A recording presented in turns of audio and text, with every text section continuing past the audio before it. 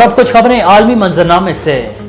बांग्लादेश की दारुल हुकूमत ढाका में पहली मेट्रो ट्रेन का इफ्तिताह कर दिया गया, जिस पर शहरियों की जानिब से खुशी का इजहार किया गया है। गैर मुल्की खबर एहसान इदारे के मुताबिक बुध के रोज बांग्लादेशी वज़ीर-ए-आज़म शेख हसीना ने ढाका में पहली मेट्रो ट्रेन का इफ्तिताह कर दिया, जबकि इफ्तिताही तकरीब से खिताब करते हुए उन्होंने मंसूबे को काबिल फ़ख्र करार दे दिया।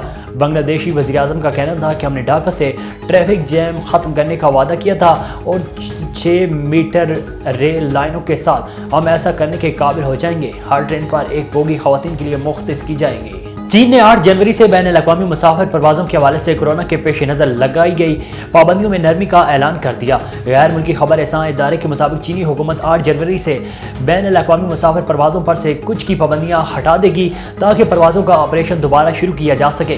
चीन की सिविल एविएशन एडमिनिस्ट्रेशन के मुताबिक 8 जनवरी से मुल्की और गैर मुल्की एयरलाइंस दो तरफा नक़ल हमल के मुआहदों के मुताबिक तयशुदा मुसाफिर परवाज़ें चलाएंगी, जिसमें परवाज़ों की तादाद हदूद अब लागू नहीं होगी। आगे बढ़े आपको बताएं कि कुल अर्ज पर गर्म तरीन ममालिक में से एक कुवैत में जालाबारी हुई, जिससे महजूज होने के लिए अवाम घरों से बाहर निकल आए।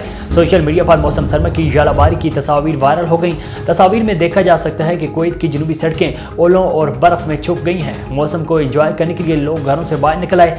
महकमा मौसमियात के मुताबिक 63 मिलीमीटर बारिश हो चुकी है, जबकि मौसम साफ है।